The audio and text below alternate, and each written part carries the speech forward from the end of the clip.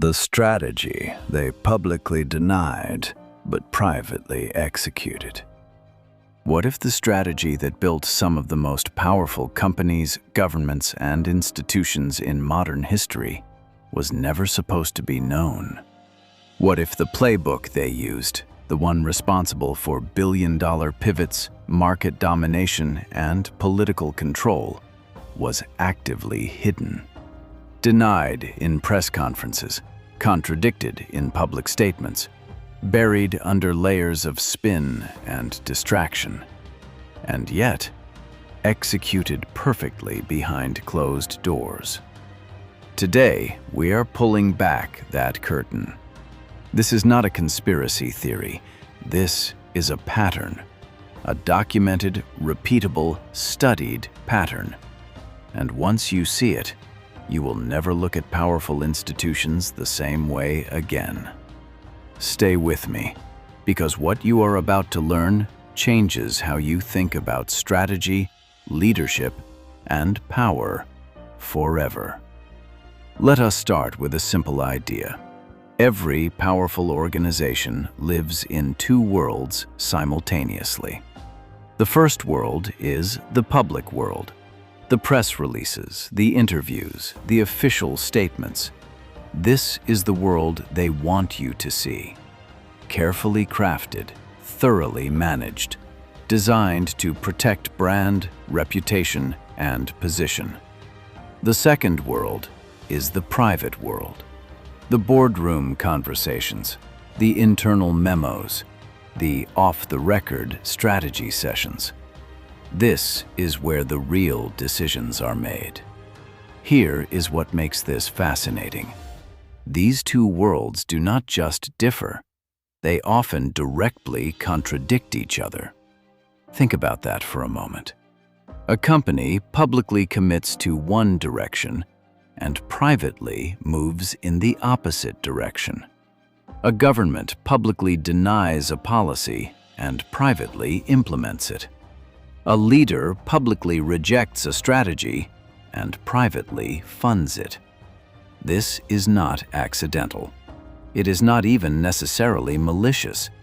It is, in many cases, a deliberate and sophisticated strategy in itself.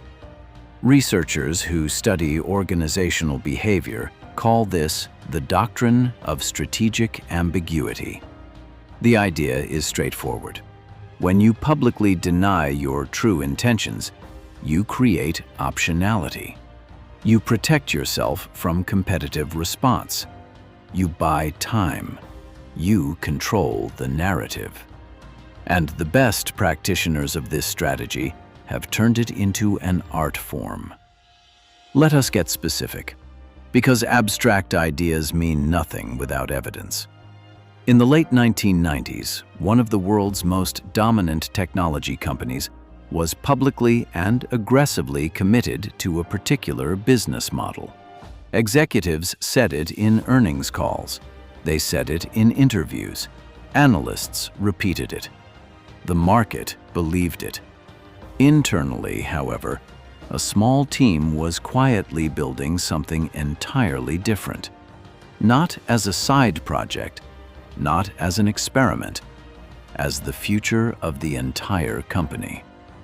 When rumors started leaking, the company denied them, categorically, publicly. The CEO went on record calling the emerging model a distraction, a niche, not part of their strategy. 4 years later, that so-called distraction became their primary revenue stream.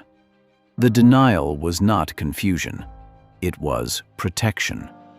By publicly dismissing the strategy, they prevented competitors from taking it seriously until it was too late. This pattern has repeated itself across industries. Pharmaceutical companies that publicly prioritized one therapeutic area while quietly acquiring companies in another. Retailers that publicly committed to physical stores while privately building the infrastructure to abandon them. The denial is the strategy. And here is the crucial insight. The denial serves three purposes simultaneously. First, it throws competitors off the trail. Second, it manages internal morale during uncertain transitions. Third, it gives leadership plausible deniability if the private strategy fails. If it fails, they were never doing it. If it succeeds, they evolve the narrative to match the outcome. It is not dishonesty for dishonesty's sake. It is a calculated hedge, a tool of strategic control. Now let us move from the boardroom to the halls of power, because this strategy is even older in politics than it is in business. Political scientists have documented what they call the say-do gap, the measurable, consistent distance between what political leaders say publicly and what they actually implement once in power. This is not simply broken promises. It is something more structured than that. Consider foreign policy. Historically, governments have publicly maintained positions of neutrality or opposition to specific interventions, while simultaneously, through back channels, funding, supporting, or even directing those exact interventions. When evidence eventually surfaced, the official response was almost always the same: denial, then reframing, then normalization. A sitting administration publicly calls a policy extreme or dangerous. Behind closed doors, advisors are modeling its implementation. The public statement is not the strategy. It is the smokescreen for the strategy. Why does this work? Because public communication is designed for a mass audience that processes information differently than policymakers do. While the public debates the statement, the implementers are already several moves ahead. Political theorist Albert Hirschman described this decades ago. He observed that the most durable policy changes in history were rarely announced. They were implemented quietly, normalized gradually, and only acknowledged publicly once they were already irreversible. Think about the implications of that. The most powerful political strategies in history were the ones that were denied until they could no longer be undone. That is not weakness. In a strange, unsettling way, that is mastery. Now we need to ask the deeper question. Why does this work? Not just tactically, psychologically. The answer lies in something researchers call belief inertia. Once a public belief is established, it takes enormous effort and evidence to dislodge it. When a powerful institution says something is not happening, we calibrate our expectations accordingly. We relax our vigilance. We stop looking for evidence of the thing we were just told does not exist. This is not gullibility. This is how human cognition is designed to work. We cannot track every variable in a complex world, so we use shortcuts. One of the most powerful shortcuts is authority-based dismissal. If the people in charge say it is not true, we deprioritize it. Strategic communicators understand this deeply. They know that a confident, authoritative denial does not just manage information. It actively reshapes the landscape of attention. It tells the audience where not to look. There is also a social element. Publicly challenging a denial requires courage, evidence, and a platform.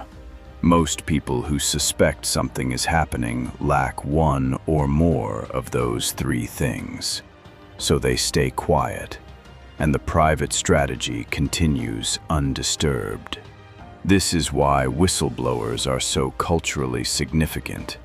They are not just revealing information. They are rupturing a carefully maintained psychological contract between institutions and the public.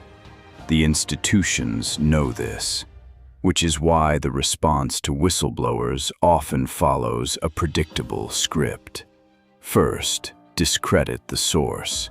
Second, question the context. Third, reframe the revelation as something already known, already resolved, or already irrelevant.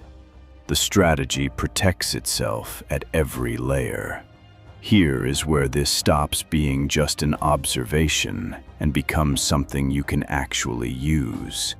Whether you are an entrepreneur, a leader, a student of strategy, or simply someone who wants to understand the world more clearly, this pattern teaches you 3 critical lessons.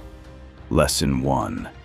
Watch what organizations do, not what they say. This sounds obvious, but most of us are trained to process words. We read statements, we listen to announcements, we evaluate arguments. The truly skilled strategic thinker tracks resources, hires, acquisitions, infrastructure investments, and operational changes. Those are the signals that reveal the real strategy. Words are often the decoy. Lesson 2. Public positioning and private strategy serve different masters. Public positioning serves perception. Private strategy serves outcomes. Understanding which one you are looking at in any given moment is a fundamental skill. Next time a powerful institution makes a forceful public statement, ask yourself, who benefits from this statement being believed? That question will tell you more than the statement itself. Lesson 3. Denial creates space. This one is for the builders and strategists in the room. There is a reason the most successful disruptors in history were initially dismissed. Amazon was a bookstore. Apple was a computer company. Netflix was a DVD mailer. Each of them used the perception gap between what they appeared to be and what they were building to protect their strategy during its most vulnerable phase. The lesson is not to be deceptive. The lesson is to understand that strategic clarity shared too early is a liability. The most resilient strategies are often the quietest. Now, we need to sit with something uncomfortable, because this video would be incomplete without it. If strategic denial is real, documented, and sometimes effective, what does that mean for trust, for accountability, for democracy, for markets? The honest answer is, it creates serious problems. When institutions systematically say one thing and do another, it erodes the foundation of informed decision-making. Investors, voters, employees, and citizens all make choices based on available information. If that information is deliberately distorted, the choices they make are compromised. This is not a small concern. It is arguably one of the central tensions of modern institutional life. How do you maintain operational security and strategic confidentiality, which are legitimate needs, without crossing into manipulation and deception? The most thoughtful leaders wrestle with this line constantly. There is a meaningful difference between not announcing a strategy prematurely and actively lying about it. One is discretion. The other is deception. But in practice, the line is often blurry, and the incentives almost always favor blurring it further. What holds institutions to account is not naivety. It is informed persistent, structural scrutiny, investigative journalism, strong regulatory frameworks, a culture where insiders feel safe speaking the truth. Understanding this strategy is not an invitation to accept it. It is an invitation to be the kind of observer, leader, and citizen who is not easily managed by it. Every statement has a context. Every denial has a reason. Every public position is a choice. And the most important question is always, what choice serves the maker of this statement, and what choice serves the truth? The strategy they publicly denied but privately executed is not a relic of history. It is operational right now, in boardrooms, in government offices, in the strategy meetings of organizations large and small. The people who understand it are not paranoid. They are perceptive. They ask better questions. They track different signals. They are not fooled by the performance of certainty, because they understand that certainty, performed loudly enough, is often the loudest sign that something is being hidden. You now know what to look for. You know the pattern. You understand the psychology behind it and the mechanisms that sustain it. You have seen it in business and in politics, and you know the ethical stakes it raises. That knowledge is not just academic, it is practical. It makes you a sharper strategist, a more critical consumer of information, and a more resilient participant in the world. Because the most powerful position you can occupy is not the one at the top of the hierarchy. It is the one where you can see the hierarchy clearly for exactly what it is. Thank you for watching. If this gave you a new way of seeing things, share it. And if you want to go deeper on strategy, power, and the mechanics of how the world actually works, subscribe. The next one is already waiting for you.